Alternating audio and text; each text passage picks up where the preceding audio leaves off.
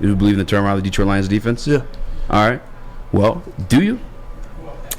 I think I do. Yeah, I do. You see what they did, and they were making things happen in important facets of the defense. It wasn't like, oh, they were a little bit better here, a little bit better here. They got drastically better, and they got drastically better at things that really impact winning or losing football games. Like they significantly improved at taking the ball away from people and stopping teams from scoring touchdowns in the red zone. In the second half of the season, they were the number one team in forcing turnovers at almost 2 a game, and they were 16th in red zone touchdown percentage at 55%. So it's impressive when you can not only stop teams from scoring when they get close, but taking the ball away from teams is how you win football games in the NFL. And in the second half of the season, they held opposing quarterbacks to 57% completion percentage, which is first in the NFL, 7 interceptions, which is first in the NFL, and 74.9 passer rating, which is second in the NFL. So it's impressive to see what they were doing against other teams. It's impressive to see what they're doing against other quarterbacks in the NFL. And it's not like it was a bunch of bums out there. Like, they were playing against good offenses. So it really made me happy to see what they were doing, to see them getting pressure from different positions. It's not just Aiden Hutchinson they were relying on. They're obviously getting it from James Houston, John Kaminsky, other guys like that. So I was really happy what I saw, and I think that it's sustainable in the changes of the defense because it happened from a lot of the young guys on the team. It happened from a lot of the rookies on the team. And those guys that are only going to get better, they're only going to get more comfortable in Aaron Glenn's scheme and Aaron Glenn's defense as they get more reps.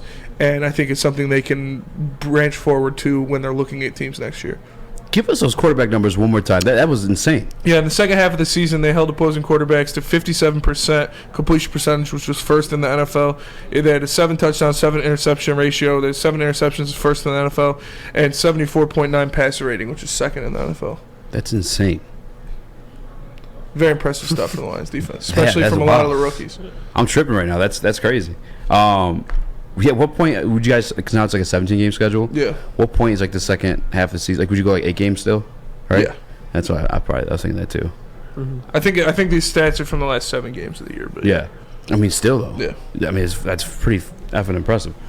What about you, Lucas? I mean, I think just the end of season success speaks for itself because it's not like they made a huge trade and got some huge talent. No, they just developed and got better. And all those stats that Spence just said speak for itself. So I don't really think there's much to harp here. I just think it's a simple yes, especially because the coaching staff. Yeah, and that's one. I don't think he's going to go anywhere. But Aaron Glenn, maybe you hear those numbers and you start to like wonder that a little bit. Yeah. Because I know a lot of people. Shout out to Paul Thomas, who's always in the chat, but was a big AG hater. But like that stuff goes unnoticed. Because you just leave the bad stuff like stuck in your craw without, again, considering the context. Much like I didn't consider the context of the Cowboys game for Jared Goff.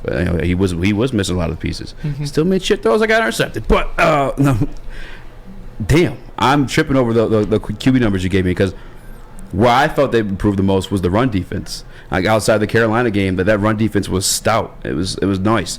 And honestly, that's probably what correlated to those quarterbacks having those bad games because that's what it was in 2014. We had Sue and Nick Fairley constantly stopping the run. Then quarterbacks were kind of just forced to throw the ball. Then you had Glover Quinn back there picking them off. Darius Slay back there picking them off. And it's kind of the same recipe, actually, now that I'm thinking about it out loud like this. You're connecting all the dots. Yeah. And guess what?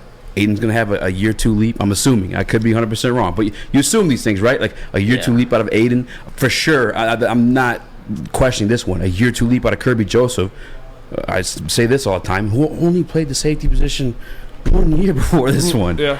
Like, there's going to be a year 2 leap for Kirby Joseph, who I believe led the team in interceptions this year, or at least turnovers. Like, come on, bro. Yeah, it's impressive. And, like, not only getting better from the younger guys, they're getting more production out of the younger guys. They're getting a guy in Tracy Walker back, who we all thought of as the best player on that defense going into this year. And they're only going to add a couple more pieces, whether it be in the draft or somebody they signed. So the defense is just going to keep getting better. Damn.